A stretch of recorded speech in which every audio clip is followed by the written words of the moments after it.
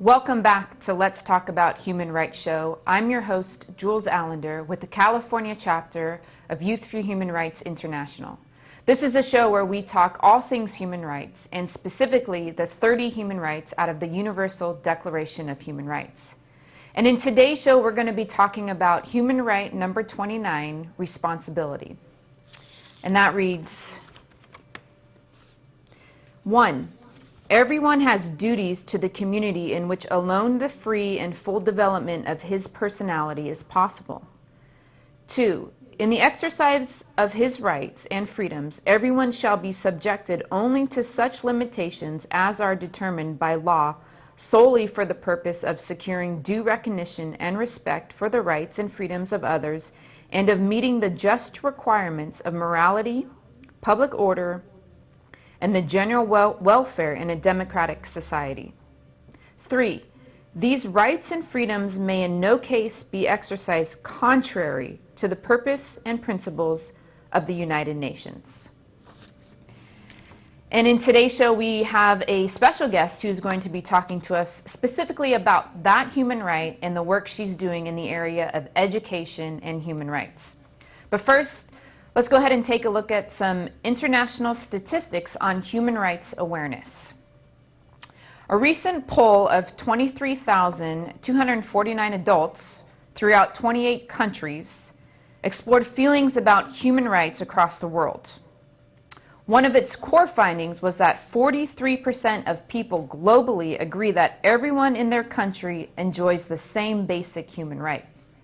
Only 43% of people in their own country, that's less than half, have awareness and agreement that every person, every human is treated justly and fairly to their own human rights. That's a drastic number in my opinion. More specifically, in Turkey, 92% of those polled said there is such things as human rights, while only 5% said there is not. 85% of Chinese respondents also agreed that there is no such thing as human rights. That there is a such thing as human rights, along with 80% of Americans. Interestingly, though, 29% of people in Poland say there are no such thing as human rights. So we need to bring more awareness to individuals across the world on their human rights. All right, and before we get into our guest, let's look at some human rights good news. An inventor by the name of Navjot Sawhney created what's called a divya to allow people living in poverty to be able to wash their clothes more easily.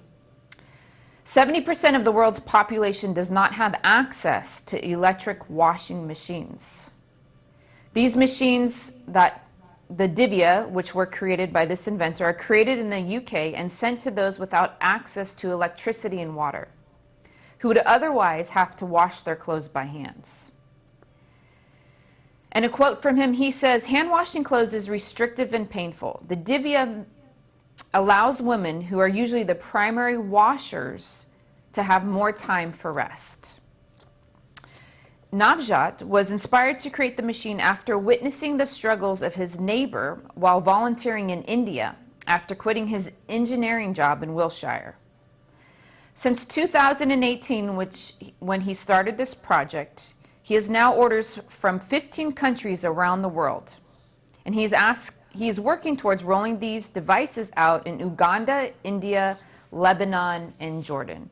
And it's so great to see what individuals can take for granted, right? The ability to throw clothes in a washer machine, where in other parts of the world, this is an extreme luxury to them to give access to individuals throughout the world to have that same luxury in their own right.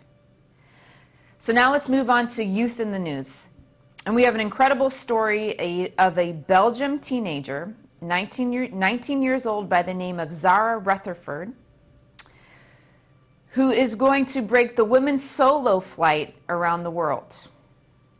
Miss Rutherford is aiming to break the record set by American aviator Shasta Ways, who was 30 when she set the world benchmark in 2017.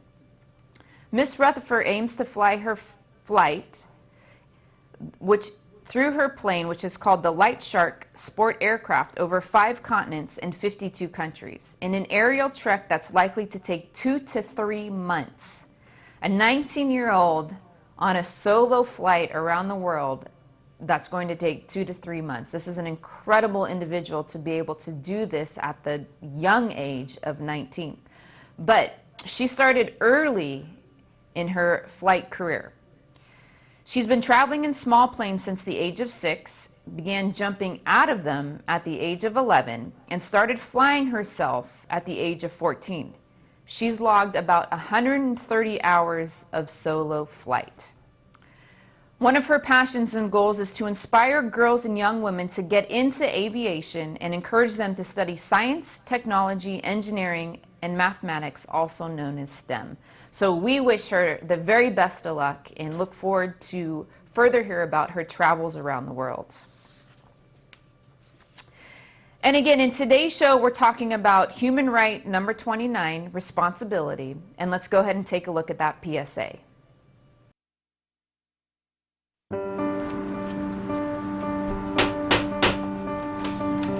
Good morning. I'm here to read you your rights. My what? We are all free and equal. Don't discriminate. You have the right to life. You have the right to life and to live in freedom and safety. You have a right to education. You have a right to your own things. You have the right to social security. You have the right to play. You have the right to democracy. You have the right to asylum. You have the right to take responsibility. And no one and nobody can take these rights and freedoms away from you. Why are you doing this? You have a right to know.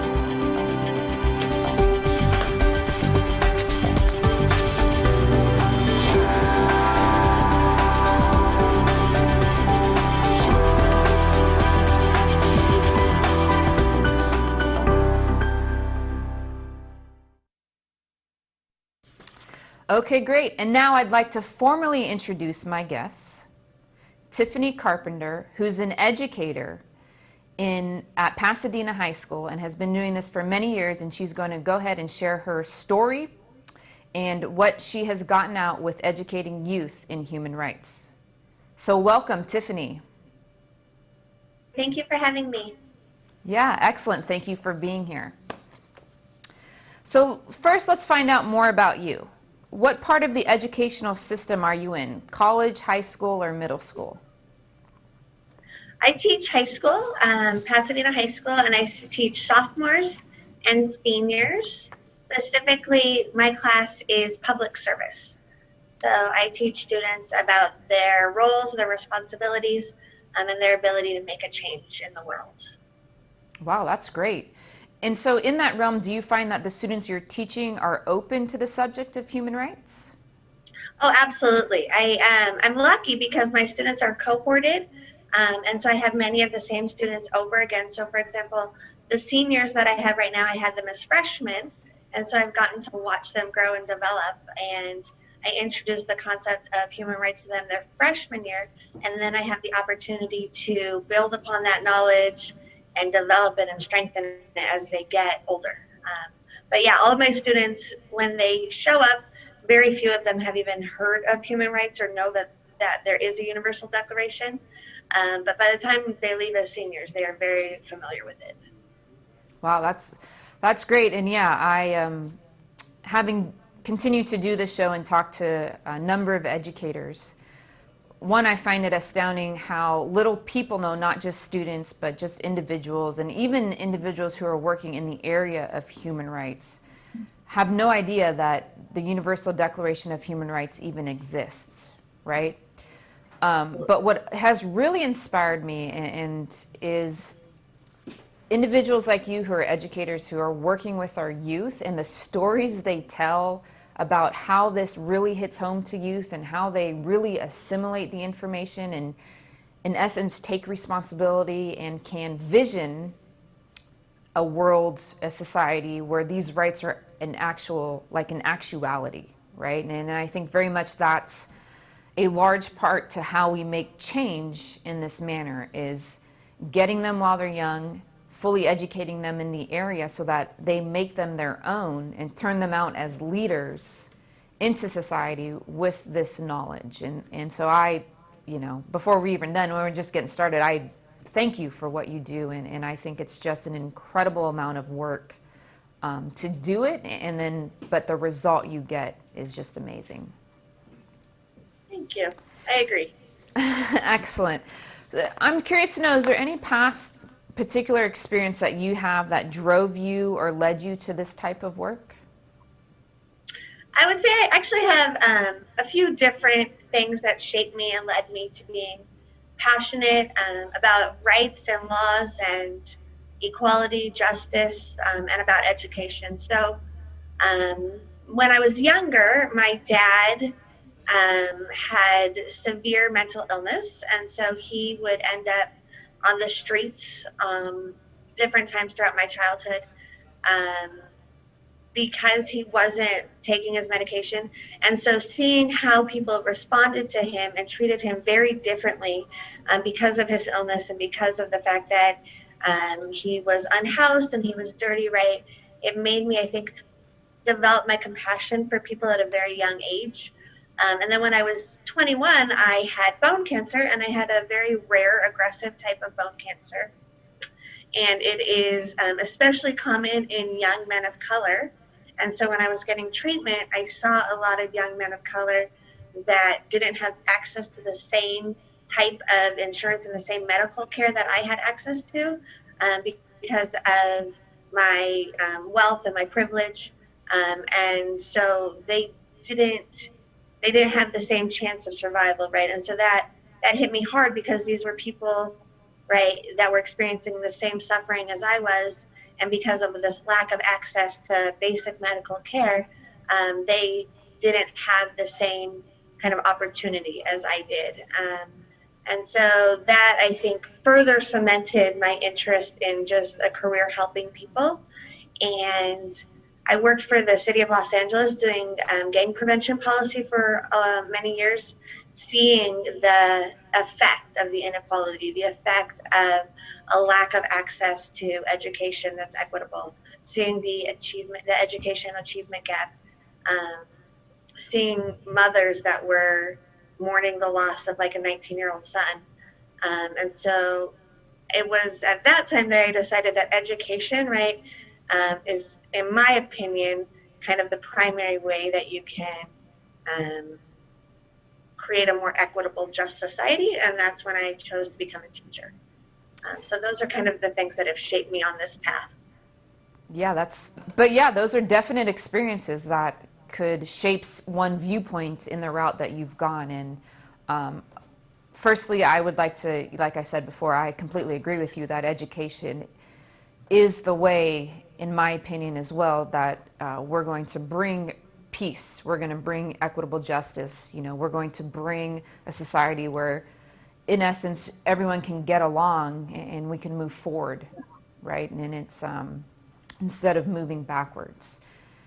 And you had mentioned, and I'm just curious, the inequity in the medical care, right, that you experienced and saw. And can you just speak a little bit more about that? Like, what specifically were the differences? So I was fortunate because I was a senior at USC, and so I had medical insurance through USC Hospital. And so because of that, I was able to get a diagnosis very quickly, and I was able to get a biopsy and into treatment very quickly, right? And so from the point at which I went to the doctor to the point at which I started treatment, it was less than a month. And because I had an aggressive type of cancer, at that time it had only grown into being 10 centimeters, right, which about maybe the size of like a large orange. But many people that I went to treatment with, they had started out, at a different hospital or a different provider, and they weren't given the test that they needed immediately because they're expensive, right? So they didn't get the MRI or they didn't get the CT scan. And so by the time they got to the doctor that they needed to be at, instead of having a 10 centimeter tumor, right? There was a girl named Yolanda who was 15, and hers was the size of a volleyball in her leg, right? And you could see this, right? And at that point, then the ability to treat it becomes less. And so I think that was kind of the primary thing, like the delay in getting the treatment that they needed because of, insurance just turning them down for these tests because they're expensive.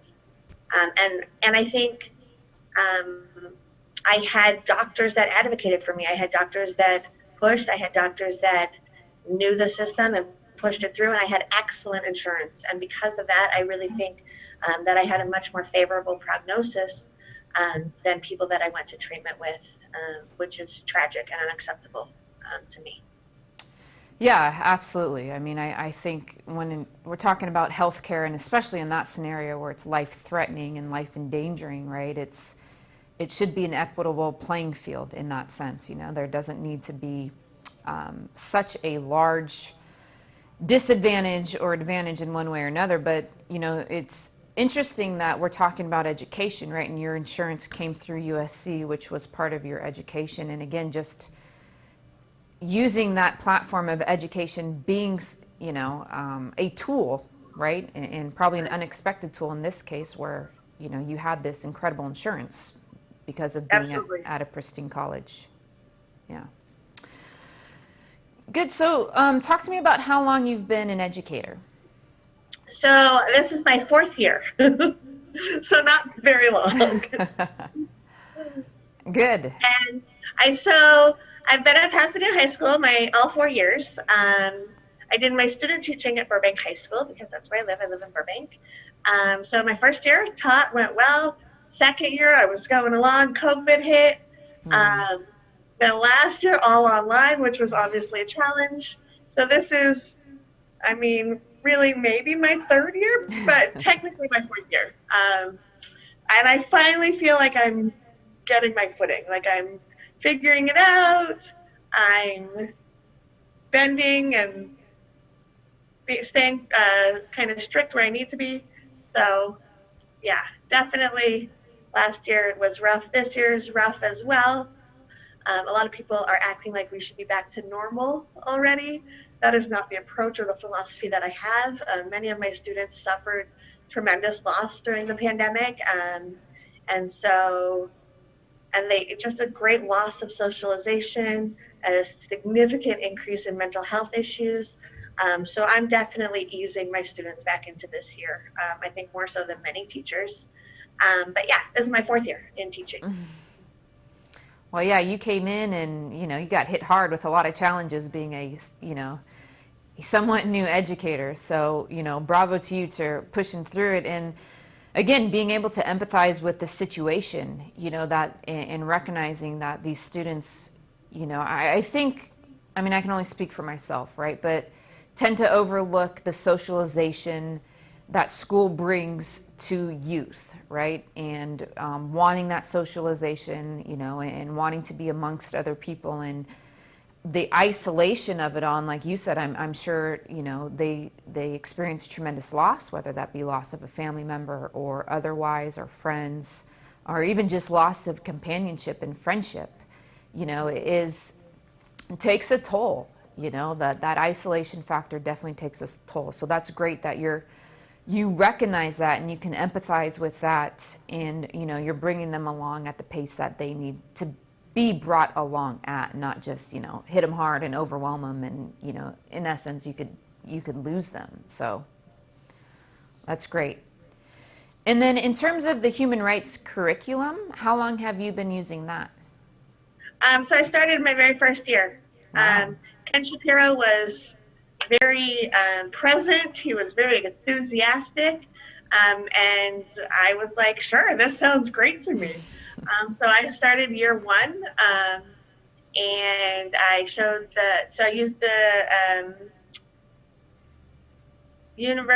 used the curriculum that you all provide. Yes, the educator's kit, yes. Thank you, yes. Show the video, have conversations, and then I usually break the kids into groups, right? And I assign them one of the articles to kind of digest, to write it down in their own words, and then to draw a depiction of what that means to them. And then I do that at the beginning of the year usually, and then I decorate my classroom with all of those different articles so that we are reminded, on a regular basis, here's all of our rights, like as human beings, not like country specific, Right. not California specific, not as students, right, but just as a member of humanity, here is what we should experience and what we've been, like the United Nations has said, these are our values, this is what we have, and really encouraging my students to take ownership of that, right, and seek out a world and an experience and a community in where those are a reality. So yeah, I use it every year, and since I have some of the same students, right, what I do with the curriculum changes from year to year based on whether I've already introduced them to it. If I have already introduced them to it, then we'll do activities building upon it, looking at different examples around the world where there are human rights violations happening, identifying human rights violations even within our own school or our own community. And so I find it to be a really valuable tool, and something many of my students have no idea about. Like a lot of my students obviously have heard about, different genocides. They've heard about the Holocaust. I have a fair number of Armenian students, so many of them acknowledge the Armenian genocide. But they don't realize that those events, kind of spurred the creation of this document where it's like, okay, what have we learned from this past experience, of this trauma, from this horrific event, and how are we going to take that knowledge and put it into action to prevent that from happening again? So I share, the history of it, the history of the United Nations, and then really we discuss why with this document, and with all of these amazing rights, why our community and our country and our world isn't able to realize these things yet, and how do we challenge that, and how do we break down these systems that continue to cause these human rights violations. Wow, that's incredible. I mean, I think you really embrace it and take it one step further, right, than just what's provided in the educator kit, and really hit home to these youth about, like, look, this is what went on, and hey, by the way, there's parts of the world where this is still actively going on. I think it's easy to go, it's not happening in front of me. No, this is a lie.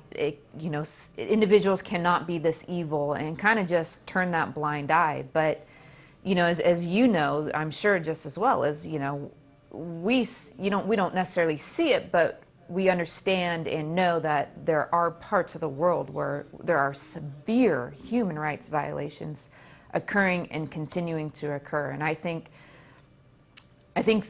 my perspective would be some educators would be like, oh, that's too much for high school kids. But we're talking about, especially your seniors, they're getting ready to, take a step out into the world, and not have necessarily that protection piece if they're in school, right? You're a little protected, and being able to recognize before it happens to them or before they let it happen to somebody else. And I just think that's just priceless, and it's what needs to be done in every classroom across the world. I invite you to put on seminars and activate educators, because, I mean, when you read the Universal Declaration of Human Rights and you watch these PSAs, right, they're so common sense. You're like, well, yeah, duh. Absolutely. How much better would life be for everyone in the entire world if just these 30 principles were recognized and followed? Yeah. And so for you to be touching so in depth, our youth, because I think that's where it's at with you. I mean, I think our youth is where we need to focus our attention in this area, and get them to be responsible like you're doing. So again, I just have so much good to say in that, you know, and so my hat's off to you again in that. And then talk to me about, like, you know, I'm curious to know certain successes maybe your students have had, or things they've maybe realized while going through this, or, you know, hey, I want to do this, or, you know, anything like that, their experiences. Okay, yeah, so, you know, I think students, there are some that students think are obvious, right? Or common sense, right? So for example, you know, the right to a culture, the right to a life, right? The right to just like not be enslaved, right? Those ones, my students are like, well, yeah, that's common sense, right? But then when you get into the farther ones and you talk about, you know, you have the right to leisure, you know, you have the right to a work-life balance, right? Like, I think that's Article 24. You have the right to, like, property, right? And the right to own property. And when I get into these things, right, you have, then it's more, it hits home for them because, you know, in the US, you know, you could argue that we don't have really egregious human rights. I think you can make a case on either side, right? Like egregious human rights violations, but we do have those violations, right? Like we have inequality with property. We have like inequality with access to healthcare, with access to food, you know, we do have like existing hate crimes, right? And against people's cultures and people's religions, right? So when I tell, those are the ones that my students are like, wow, I didn't realize it, right? Like and Pasadena is a unique school district because Pasadena was the first school district outside of the South that incorporated busing to try to desegregate their schools. And one of the results of that was that many people that had resources, they went to private school. And so if you look at the breakdown in the demographics of public high schools in Pasadena, is not representative of the community, right? Like the community is more than 50% white, but the school district is overwhelmingly Latinos and people of color, right? And the white percentage of students is very low. And so even bringing this to my students' attention, like this, right now, you are experiencing educational inequality, right? And so that, I think, hits home for them, right? Like this idea that their life should be enjoyable and valuable, right? And then the idea that there are still places in the world where people don't experience the basic, you know, the right to not be enslaved, right? Or the right to not be killed because of their sexual identity. That many students aren't aware of that. And so really bringing awareness to that, my students, sorry, that's the bell. That's okay. My students really embrace these ideas. And then watching them grow and watching them learn from each other and learn from each other's cultures and each other's backgrounds and experiences, and learning how to use their voice as an ally or an activist or an advocate for their friends and for their friends' experiences. It's really a privilege that I get to experience and witness the passion with which they show up for people, and they show up for marginalized individuals and people that do suffer human rights violations. Yeah, that's just amazing, you know, and again, I you know, I could go on and on about how incredible I think that is, and I'm speaking from the heart. I mean, I truly believe it, that you know, what you're doing is just incredible work, and again, I'm inspiring you to put on seminars for your colleagues in this realm. But speaking of, you know, yeah, we have the obvious, somewhat obvious human rights violations, no slavery, which would include trafficking. We're all born free and equal, right? We all have the same rights. What I think, one of the ones that I think goes unnoticed a lot is the right to education, right? And specifically when it says, and this is Article 26, it says education shall be directed to the full development of the human personality and to strengthening of respect for human rights and fundamental freedoms. It seems that education can get so tailored or so one-directional, you know, math, science, English, which I'm not saying you don't need to know, but what about, just human rights? What about understanding your human rights, right? And the other aspect of this article, which I don't think gets recognized, and again, this is just my opinion, is number 3, parents have a prior right to choose the kind of education that shall be given to their children. Like, you actually have a say in how your child and what your child should be educated in, which I think, you should. It's your child. And so I'm just curious your thoughts on that as well. I think a lot of our systems are archaic and bureaucratic, and people just go along with them because that's what we've always done, right? And we don't stop to think about how can we do this better, right? Or how can we do this differently? Or how can we do this in a way that actually is making the difference, right? And so I'll sit in a lot of meetings, right, to dot the I's and cross the T's, right?